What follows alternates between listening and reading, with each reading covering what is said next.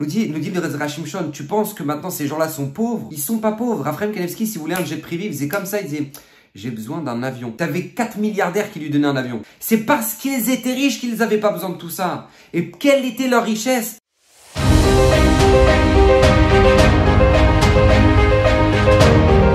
Alors, Bezrat Hashem, Ezra Shimshon de cette semaine est dédié pour l'élévation de l'âme de Stéphane Yair Masoud Ben Avraham. Et j'aimerais tout simplement en profiter justement après ces fêtes de Pessah, où j'espère que d'ailleurs que vous avez tous passé de merveilleuses fêtes. On est justement dans une période de transition, d'accord, entre Pessah et Shavuot, et une période dans laquelle maintenant on doit ce qu'on appelle se conditionner pour justement recevoir la Torah, parce que vous savez très bien, on aurait dû recevoir a priori la Torah tout de suite après sortir d'Égypte. Tu sors d'Égypte, tu reçois la Torah. C'est tout le but de la sortie d'Égypte, c'était pour recevoir la Torah. Donc pourquoi on l'a pas reçue tout de suite? Pourquoi on a dû attendre pendant 49 jours et le 50e recevoir la Torah? Pourquoi ça a duré tellement de temps? La réponse nous dit le Harizal, parce que tout simplement on était dans une situation d'impureté. On avait presque atteint le 50e degré d'impureté, le point de non-retour en Égypte. Et donc du coup Hachem nous a sortis précipitamment d'Égypte pour justement nous donner la Torah, mais on doit se conditionner pour recevoir la Torah justement. Et ce conditionnement-là est nécessaire parce que en fait, il est inutile de donner un diamant à un enfant qui ne comprend même pas la valeur. Et en fait, c'est exactement la même chose pour nous dans notre vie. C'est inutile en fait de recevoir la Torah si on n'en comprend même pas en fait la valeur. Et justement, toute cette période-là, c'est justement la prise de conscience de comment valoriser ce qu'on a de plus cher dans ce monde, qui est ni plus ni moins que le cadeau divin qu'Hachem nous a donné. Mais pourquoi je vous dis tout ça? Parce qu'en fait, en réalité, ici, la Torah nous donne un message qui est incroyable et qui est fondamental dans n'importe quel domaine, en fait. On est entouré des richesses.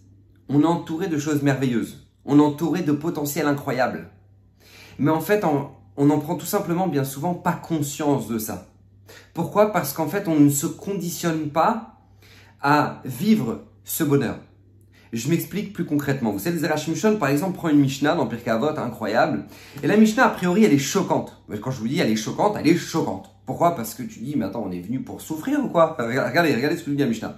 Kachri darka shel Torah. Voici le chemin, a priori, comme ça, traduction littérale de la Torah. Pas de bémélar tochal, tu mangeras du pain trempé dans du sel pour qu'il ait un petit peu de goût. Tu vois, si ton goût, même ton pain, il n'a pas de goût, et ben au moins, trempe un peu dans le sel pour qu'il ait un peu de goût. Ok. Ou maïm bem suratishte, tu vas boire de l'eau, mais de manière très limitée, sans abondance. Va à la haretz tishan, et dors par terre. Vechayet tsar tirye, et une vie de souffrance. Tu dois vivre, ou Betorah ata amel, et dans la Torah tu vas t'investir et étudier. Imata oseken, écoutez bien ce que nous dit la Mishnah, si tu fais ça, attention, ashrecha, et non pas, c'est pas, oh, lui il n'a pas de bol dans sa vie, vraiment, lui il est en galère, tu vois, et ben non, la Mishnah ne dit pas ça du tout. Elle me dit, si tu fais ça, donc tu manges un peu de pain, tu bois un petit peu d'eau, tu dors par terre, alors ashrecha vetovlach, sur toi on peut dire, heureux est cet homme-là, et combien c'est bon ce qu'il vit. Ashrecha ba'olamazé, heureux tu vas être dans ce monde-ci, vetov lecha l'olamaba, et heureux tu seras dans le monde futur. Et là, a priori, on a besoin d'explications parce que quand on lit cette Mishnah, c'est exactement l'inverse de tout l'esprit de la société dans laquelle nous nous trouvons. C'est-à-dire où on cherche que du confort, du bien-être, et en fait, dans cet esprit-là de la société dans laquelle on vit, vient la Mishnah et nous dit, alors là, oublie tout ça. Si tu manges un peu de pain, tu bois un petit peu d'eau, tu dors par terre, là tu seras heureux. Et a priori tu dis, mais comment la Mishnah peut nous dire une chose pareille? On sait très bien que dans le ressenti, c'est pas comme ça que ça marche. On ne va pas être heureux quand tu dors par terre ou quand tu bois un petit peu d'eau ou ton pain, tu l'as trempé dans le sel et c'est tout. Et t'as rien d'autre comme accompagnement. C'est incroyable. Comment la Mishnah, elle peut nous dire ça? Elle nous dit, et c'est pas seulement ça. C'est que ça, c'est une vie de Torah. Mais en plus, ça, tu seras heureux dans ce monde-là et heureux dans le monde futur. Mais comment? Alors, à la limite, dans le monde futur, je comprends. Pourquoi dans le monde futur, je comprends? Parce que bon, tu dis, bah voilà, ici, t'as tellement souffert que t'as racheté toutes tes avérotes, tous tes péchés. Et donc, du coup, voilà, tu t'es fait souffrir et t'avais une vie comme ça, entièrement dédiée pour Dieu. Et donc, tu t'es complètement décroché de tous les bienfaits matériels. Donc voilà, donc pour l'Olam Haba, tu as tout pris comme mérite. Mais la Mishnah ne nous dit pas ça. Elle nous dit Ashrecha vetovlach. Ashrecha beolamazé. Quand tu vis comme ça, t'es heureux dans ce monde-ci déjà. Tov lecha l'olam haba. Mais attends, j'ai pas compris. Comment je peux être heureux ici dans ce monde-là? Moi, je m'arrête déjà sur cette Mishnah. Comment je peux être heureux dans ce monde-là en te disant tu vas vivre une vie de Torah et c'est une vie de galère? Comment comprendre ça? Vient le Zera Shimshon et nous explique une notion absolument extraordinaire sur cette Mishnah qui va nous faire comprendre un petit peu quel est l'état d'esprit dans lequel maintenant la Torah veut qu'on se plonge, non seulement pour pouvoir la recevoir comme il le faut, mais en plus de ça, pour pouvoir l'aborder dans notre vie avec joie et plénitude. Vous savez, la Mishnah ici, comme ça nous dit le Zera Shimshon, n'est pas là pour nous dire, regarde, souffre, t'as de l'argent, mais mange que du pain, et t'as de l'eau, mais tu sais quoi, bois-en qu'un petit peu, et si jamais maintenant tu veux dormir sur un matelas Hollandia, eh ben non, dors par terre, et voilà, et décroche-toi complètement de ce monde. C'est pas l'esprit de la Torah. La Torah n'est pas là pour nous dire, vas-y, sépare-toi de tout ce monde-là, et décroche-toi de tout, et ne mange rien. C'est pas comme ça que ça fonctionne. La Torah veut juste nous faire comprendre une notion qui est essentielle, qui est que ne sois pas dépendant de ce genre de choses. Voilà, c'est ça que la Torah veut nous apprendre. Le Zera Shimshon nous dit, ne sois pas dépendant de ce genre de choses. C'est pas ton matelas ou tout ce qu'il y a dans ton assiette ou ce que tu as bu qui va faire dépendre ton bonheur dans ta vie. C'est pas comme ça que ça fonctionne. En fait, la Torah vient nous apprendre ce principe qui est tellement essentiel, fondamental et tellement oublié dans nos générations, qui est ce qu'on appelle la simplicité. La simplicité. Parce qu'en fait, en réalité, la clé du bonheur dans la vie, c'est la clé de la simplicité. C'est le simple fait que pouvoir se dire, Baruch Hashem, j'ai ça, Baruch Hashem. Alors, je sais que dans la société dans laquelle on est, c'est un langage qui ne fonctionne pas du tout parce qu'on ne fonctionne que sur comment avoir le plus d'argent possible, le plus de richesse possible, sauf qu'en fait, on a élevé une nouvelle génération qui nous pousse à avoir le plus de richesse, mais ne nous pousse pas à être plus heureux. C'est ça le problème. C'est-à-dire qu'on pousse nos enfants à gagner de l'argent, mais on ne pousse pas nos enfants à être heureux dans leur vie. Parce qu'on part du principe, qui est qu'un principe de base, qui est que si jamais tu as de l'argent, tu seras heureux. Or, c'est faux. On sait très bien qu'il n'y a pas moins de psychiatres et de psychologues dans le 16e arrondissement à Paris que dans les autres arrondissements. Mais pourquoi maintenant on nous fait croire ça? Parce qu'on nous fait croire que l'argent fait le bonheur. Alors que non, il y contribue, mais il ne fait pas le bonheur. Et vient la Mishnah justement nous dire et nous rappeler ce principe fondamental. C'est pas parce que maintenant tu manges du pain avec de l'eau et que tu dors par terre et que tu bois un petit peu d'eau que du coup maintenant ça fait de toi quelqu'un de malheureux. La Mishnah nous dit ne fais pas dépendre ton bonheur dans la vie de ce genre de détails. Même si a priori c'est pas forcément du détail à nos yeux, mais la Mishnah nous dit ne tombe pas dans le piège du matérialisme. Sois simple. Je donne un exemple très simple, d'accord? Le Chafetz Chaim, une fois il cherchait... Enfin, on lui a présenté une kala, une jeune fille qui cherchait à se marier, donc avec un garçon de la yeshiva du Chafetz Chaim. Donc le Chafetz Chaim a cherché un garçon qui pourrait lui correspondre. Et donc quand il a trouvé le garçon qui pense être le bon garçon, il lui a dit, regarde, tiens, voilà, ça c'est le ticket de train, le billet de train, tu prends le train, tu vas dans telle ville, là-bas tu demandes le rav de la ville, et tu fais le rencontre, tu fais le shidour avec sa fille. Bezrat Hashem, que tout se passe bien.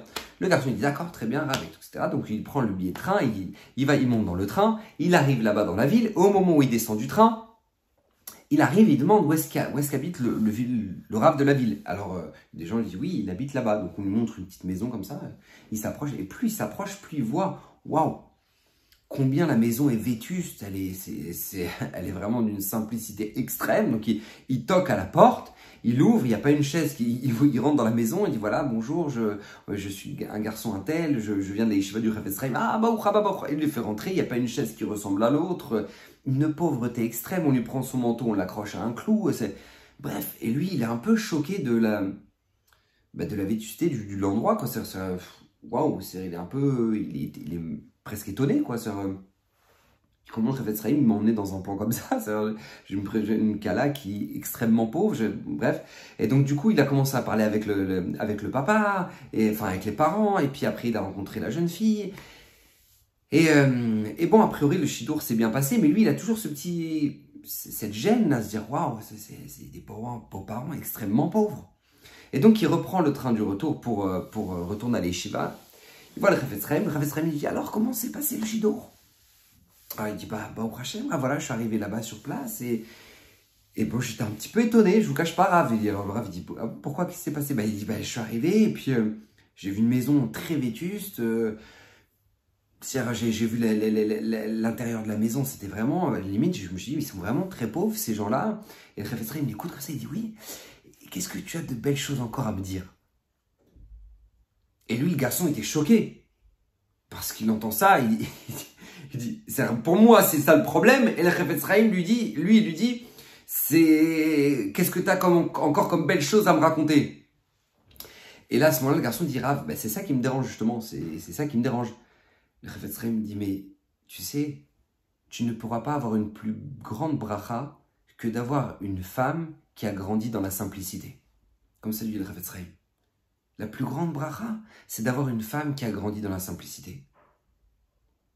Et on le sait très bien, combien il peut y avoir de problèmes de Shalom Bayit par manque de simplicité. Et on n'a pas passé les vacances là où on valait, et de toute façon tu m'as toujours pas acheté cette Rolex, et de toute façon truc, et t'avais dit à ta mère que voilà, et quand t'as une personne qui est simple, t'as pas de problème. T'as le shalom. Ce que tu auras en plus, Baruch Hashem, inematov umanaim, Baruch Hashem. Dit le Chafetz Chaim, tu ne peux pas avoir une plus grande bracha dans ta maison que d'avoir une femme qui a grandi dans la simplicité. Et combien ça c'est essentiel? Parce qu'on sait très bien que maintenant, on regarde un petit peu la société, on prend un petit peu de recul. Énormément de gens sont endettés.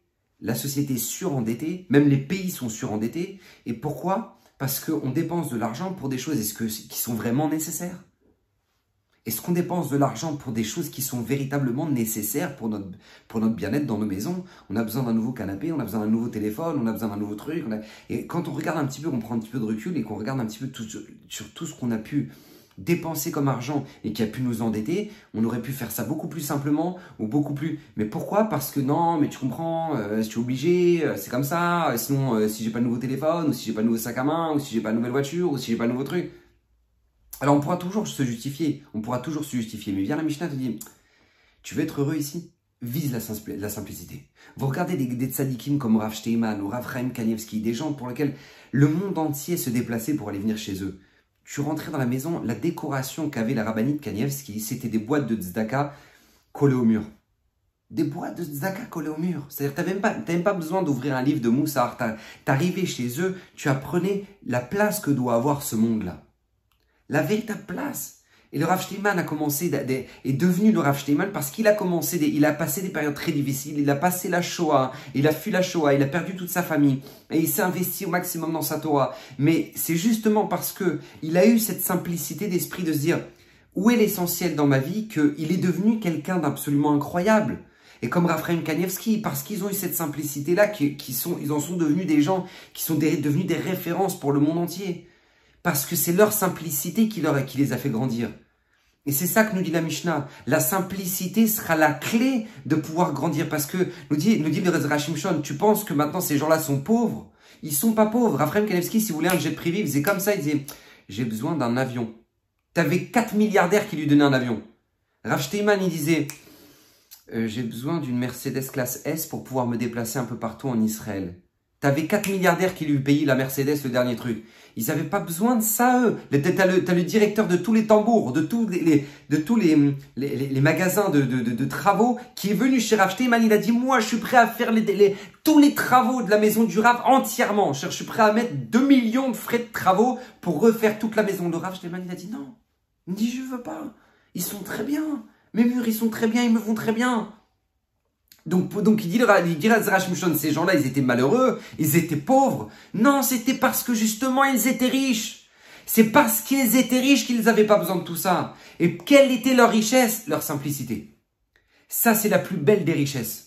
La plus belle des richesses, c'est la simplicité. Parce que nous dit les Zera Shimshon, la richesse que tu peux avoir à travers la Torah, c'est la connaissance que tu as, c'est la force d'analyse que tu as, c'est la force de recul que tu as, c'est combien ces gens-là étaient posés, étaient clairs, ça c'est une richesse.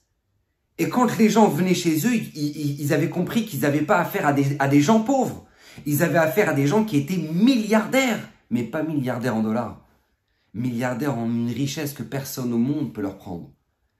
Et ça, c'est incroyable parce que, vous savez, on fait grandir une génération où maintenant on te fait croire qu'une montre de 300 $, elle est mieux qu'une montre de 30 $. Alors que ça affiche la même heure. Ça affiche la même heure. On te fait croire qu'une voiture de 250 000 $, elle sera forcément mieux qu'une voiture de 40 000 $. Pourquoi? Parce que tout simplement, voilà, on te dit, bah oui, c'est normal, c'est normal, elle roule mieux, c'est une meilleure marque. Mais d'accord, je dis pas qu'il faut acheter n'importe quoi, mais je dis juste que faut arrêter de croire que maintenant tu seras mieux, tu seras plus épanoui, plus heureux dans ta vie, tu te sentiras plus riche parce que tu as ce type de véhicule, parce que je peux t'assurer dans quelques années, il sera plus à la page. Et combien nous maintenant, la Torah vient ici nous dire, visez la simplicité dans la vie, visez la simplicité dans la vie parce que à nos enfants, on les éduque justement, comme j'ai l'habitude de le répéter, mais les enfants, on les éduque à réussir, à devenir très riches dans la vie, alors qu'on les éduque pas à devenir heureux. Et c'est ça le problème.